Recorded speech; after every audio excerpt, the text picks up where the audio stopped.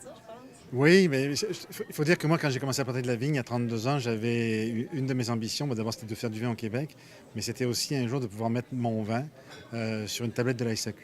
On est dans une province où on vend les vins du monde entier.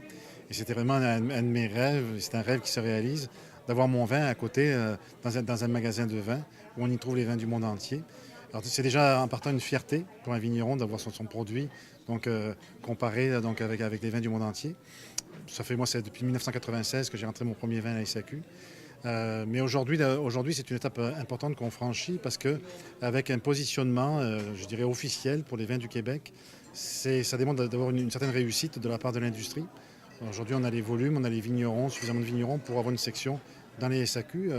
Donc, pour nous, c'est une étape importante dans l'évolution de l'industrie. C'est aussi une reconnaissance de la part de l'État, de la part de la SAQ, donc de nous faire une place au soleil.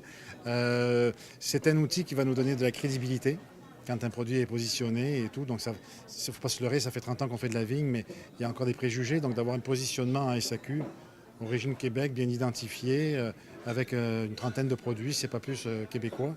Ça nous donne définitivement une crédibilité. Le consommateur, ça aide à briser les préjugés, justement. Et de toute façon, j'ai toujours dit, en tant que vigneron et en tant que président de l'association, que le développement de l'industrie ne peut se faire que par la SAQ. C'est vrai qu'on est des producteurs, c'est vrai qu'on fera toujours de l'agrotourisme, on va toujours vendre nos premières bouteilles au vignoble, mais les gens ne viennent pas toutes les semaines chercher du vin à la campagne. Et nous, la saison est courte, elle dure 4-5 mois, et le reste de l'année, on a toujours voulu que le consommateur puisse avoir accès à nos produits. Et donc, quand il vient aujourd'hui à la SAQ, aujourd'hui, il faut qu'il tende le bras pour acheter un produit québécois, mais au moins le produit est accessible, il est visible, et c'est un outil de développement incontournable. Comme je dis souvent, les vignerons du monde entier veulent vendre à la SAQ. C'est quand même un outil qui est bien rodé, qui existe depuis des années. C'est des magasins spécialisés en vin.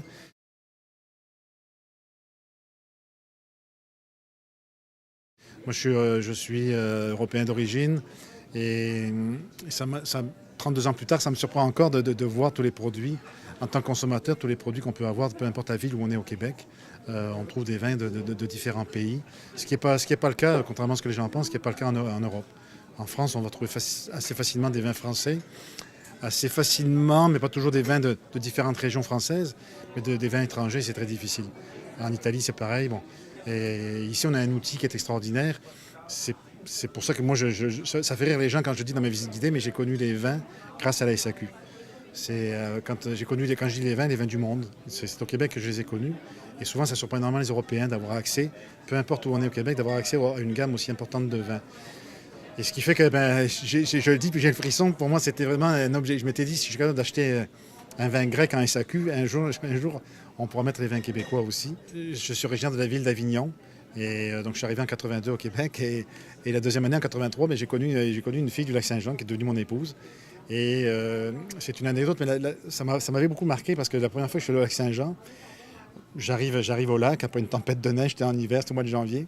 Et je dis à ma blonde, mais je ne vais pas arriver les mains vides chez tes parents et tout dans la famille, je vais acheter du vin. Et elle m'avait répondu, mais écoute, ils ne boivent pas beaucoup de vin, mais si tu achètes du vin, achète quelque chose d'un peu doux pour que ça passe mieux et tout. Fait que, j'arrive à Alma, à la SAQ d'Alma, on est en 83, et là je demande au conseiller en vin, je voudrais un vin blanc un peu doux, et il m'avait vendu un vin grec.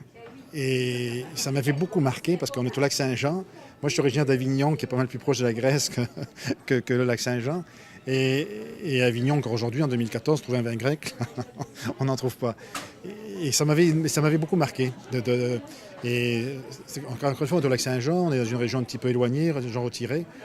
Et ça démontre bien donc, cette accessibilité qu'on a à des vins du monde entier, peu importe où on est au Québec.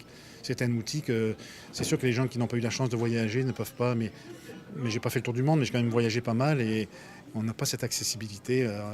On a la chance en tant que consommateur, peut-être qu'on ne le voit plus quand on est dedans en permanence, mais on a la chance d'avoir encore une fois accès, peu importe où on est au Québec. C'est sûr, en fonction de la grandeur de la ville, la SAQ est en fonction de la grandeur de la ville, mais même dans ma ville d'origine, ou dans les cantons de l'Est, j'ai un choix, j'ai une gamme de vins étrangers assez intéressante. Et ça contribue d'abord à l'éducation. C'est pour ça que quand je dis que j'ai connu les vins, je suis fils et petit-fils de vignerons. Mais chez mon père, on n'a jamais bu autre chose que le vin de mon père. Ça aurait été un sacrilège d'arriver avec une bouteille de vin italien ou espagnol. Et encore aujourd'hui, vous n'arrivez pas chez un vigneron en Europe avec, vous n'arrivez pas chez un Italien avec un vin espagnol et vice-versa. Et même en France, vous n'arrivez pas à Bordeaux avec un Beaujolais ou un Bourgogne. Donc c'est peut-être une bonne chose, les gens sont très chauvins. Sauf qu'en termes d'éducation, quand on a le goût puis c'est un peu le plaisir du vin, c'est de connaître, de faire des comparaisons entre pays, entre cépages, en termes d'éducation, je me suis éduqué au Québec. Et encore aujourd'hui, j'ai plaisir à faire des dégustations. La semaine dernière, j'ai acheté 3 chardonnays à Coansville. J'ai trouvé 3 chardonnays de 3 pays différents. Puis on s'est amusé à les déguster. On ne peut pas faire ça ailleurs. Il y a vraiment peu de régions et peu de pays où on peut faire ça. Donc pour moi, je trouve ça vraiment un outil en tant que consommateur extrêmement intéressant. En tant que producteur, on s'amuse à comparer nos produits. Moi, je m'amuse, mon vin blanc a des similitudes avec des sauvignons.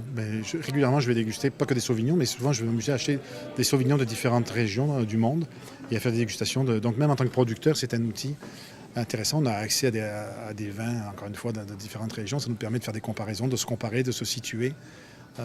Donc, c'est super intéressant.